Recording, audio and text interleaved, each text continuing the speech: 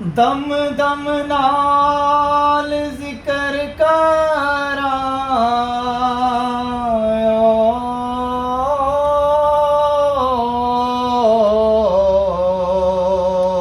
ਮੈਂ ਤੇਰੀਆਂ ਸ਼ਾਨਾਂ ਦਾ